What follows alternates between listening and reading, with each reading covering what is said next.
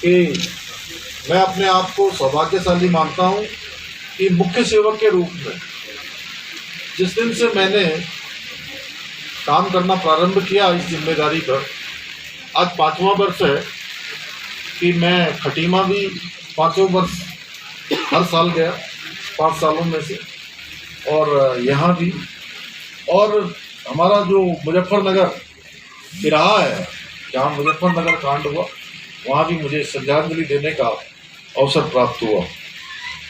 भाइयों बहनों, 2 सितंबर 1994 का ये दिन मसूरी की वीर भूमि पर शांतिपूर्ण आंदोलनकारी लोगों पर जिस प्रकार से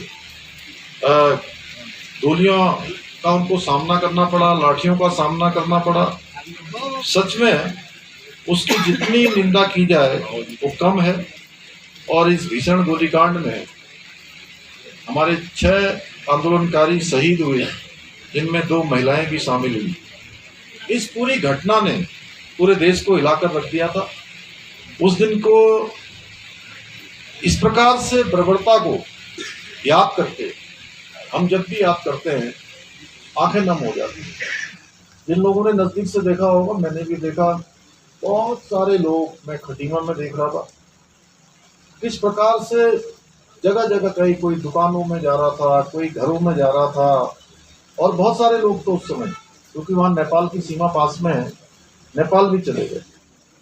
और ये घटना उस समय के जो सत्ताधारी दलों के लोग थे उनके दमनकारी रवैये का प्रतीक थी, जिन्होंने एक शांतिपूर्ण आंदोलन को बिल्कुल निर्दयता के साथ कुचलने का प्रयास किया। आज का दिन हमें ये याद दिलाता है कि उत्तराखंड की नींव हमारे बलिदानियों ने अपने खून से सींची है। भाइयों बहनों, ये राज्य हमारे आंदोलनकारियों के त्याग, तपस्या और बलिदान का ही प्रतिफल है। इसलिए हमारी सरकार राज्य आंदोलनकारियों के सपनों का उत्तराखंड बनाने के लिए कृत संकल्पित होकर निरंतर कार्य कर रही है। आज के इस अवसर पर मैं आप सभी को ये विश्वास दिलाता हूं कि हमारी सरकार जब तक राज्य आंदोलनकारियों की अपेक्षाओं की, उनकी आकांक्षाओं को पूरा कर नहीं लेगी, तब तक चैन से नहीं बैठेगी, आराम से नहीं बैठेगी। हमारी सरकार ने राज्य आंदोलनकारियों के प्रति अपनी कृतज्ञता को प्रकट करते हुए उनके आश्रितों को, जिसके लिए अभी सुभाष बरतवाल जी ने बताया कि राज्य की विधानसभा में विधेयक लाकर 10% का क्षैतिज आरक्षण लागू किया है।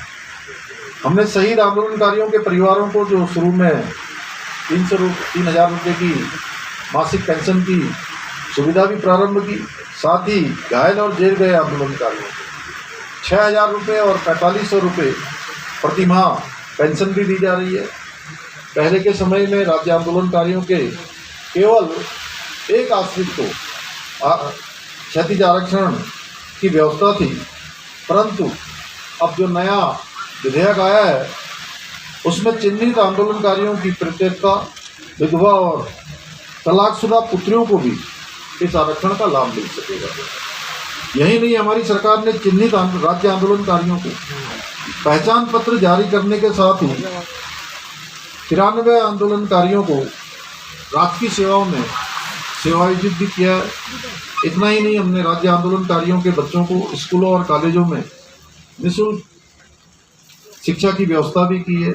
इसके अलावा आंदोलनकारियों को सरकारी बसों में निःशुल्क यात्रा की सुविधा भी उपलब्ध कराई जा रही है। भाइयों बहनों, उत्तराखंड के आंदोलन में हमारी मातृशक्ति का बहुत बड़ा योगदान है, और अब भी